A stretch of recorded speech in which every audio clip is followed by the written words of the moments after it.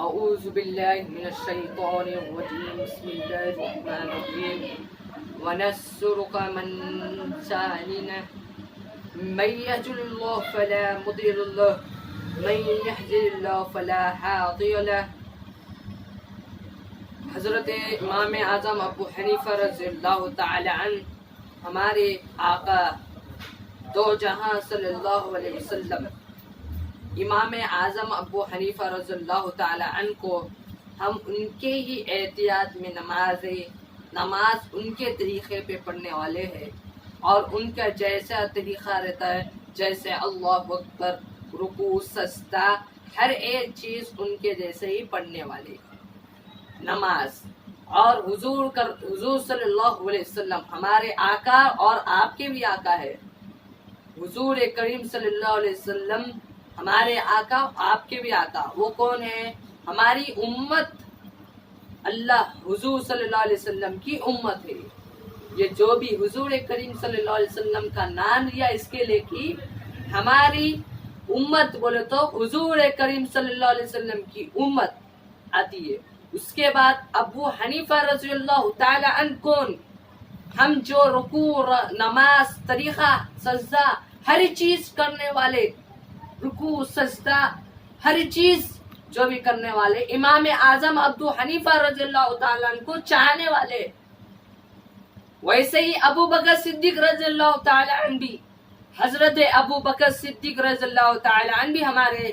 Ideal ہے یہ سب ideal بنا کے پہلے حضور کریم صلی اللہ علیہ وسلم دوسرے امام اعظم ابو حنیفہ یعنی دوسرا تیسرا نہیں ہے اس میں امام اعظم ابو حنیفہ ہم نماز کے احتیاطی کرتے ان کے جیسے نمازیں پڑھتے انہوں جیسا نماز پڑھے ویسا ہم آئیڈیل بنا کر پڑھتے حضور کریم صلی اللہ علیہ وسلم بولے تو ہماری امت حضور صلی اللہ علیہ وسلم کی امت بولے تو ہمیں حضور کریم صلی اللہ علیہ وسلم کی امت بول کے اور دوسرا ابو بکر صدیق رضی اللہ تعالی عنہ ہم چاہتے ہیں ابو بکر صدیق رضی اللہ تعالی عنہ ان سے محبت کرتے ہیں ایسا کچھ باتیں ایسے اب اس میں اور مصطفی آئی ہے غوث اعظم دستگیر ہم اس سے سرفراز فرما رہے غوث اعظم دستگیر کون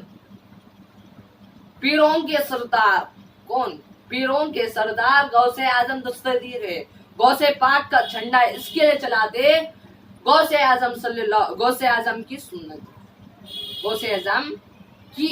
ولیوں کے سردار اور اللہ تعالی اگر غوث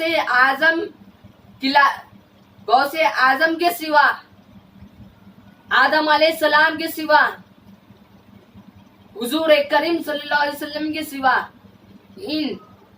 ابو بکر صدیق رضی اللہ تعالی ابو حنیفہ رضی اللہ تعالی ان پورے چیزوں میں جتنے بھی ہم فالو کرتے اگر ان کے اوپر گستاخی کریں گے اللہ تعالیٰ کہہ رہے حدیث کی کتاب قرآن ہے ہمارے لیے بہتر ہے مگر اللہ تعالیٰ بولے قرآن بھی میری چیز ہے اور قرآن کے بعد حدیث ہے حدیث مبارک میں حدیث کوسی حدیث بخاری شریف کی حدیث میں ہے کہ اللہ تعالیٰ کہہ رہے ہمارے اللہ تعالیٰ اور یہ اللہ تعالیٰ کون ہمیں پیدا کرنے والے اللہ تعالیٰ کتاب کو لکھتے بھی حضور کریم صلی اللہ علیہ وسلم ہر چیز کے بارے میں ابو بکر صدیق رضی اللہ تعالیٰ ہر چیز کو قرآن میں لکھا ہوا ہے اب اللہ تعالیٰ حدیث میں کہہ رہے کہ اگر ان جتنے بھی آپ محبت کریں گے غیروں نے اگر اس کے اوپر گستاخی کرے تو اللہ تعالیٰ کہہ رہے غیروں کے سوا ہم لوگ بھی گستاخی کرے تو اللہ تعالیٰ کہہ رہے میں اعلان جنگ کروں گا عزیزو دوستوں بزرگو دوستوں سنیے اگر کوئی عام آدمی سے لڑ لیا تو کیا ہوگا اگر انہیں باڈی بلڈر ہوئے تو کیا ہوتا اسے لڑ سکتے اپن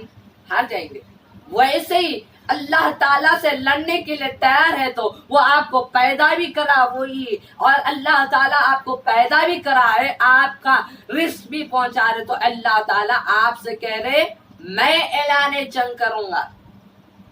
میں اعلان جنگ کروں گا کس سے جو حضور کریم ابو بکر فلانی چیزوں سے اگر کوئی بھی گستاخی کرا میں اس سے اعلان کر اگر اللہ تعالیٰ سے لڑنا چاہ رہے تو ان کا ایک شریر نہیں ہے نا ان کا ملک نہیں ہے، کیسا لڑیں گے، کدھر ماریں گے بتاؤ؟ چاہے تو حکم دیے تو زمین آسمان ایک ہو جاتی تمہارے کو دبا کے مارنے کے لیے تھا، دبا کے مارنے کے لیے دونوں کو بولیں گے آسمان تو انسان کو ایسا دبا دے، آسمان تو بھی اس کو دبا دے، ایسا دبا دے اس کو نوٹ بن جانا۔ بزرگ دوستو،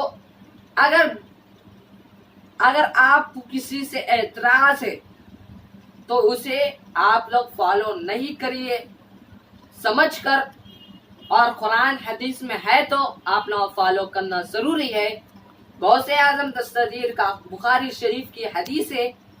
آپ اس کو فالو کریے، اگر فالو نہ کر رہے تو اس پہ گستاخی نہ کریے۔ اب میں پیر کا سلسلہ شروع کروں۔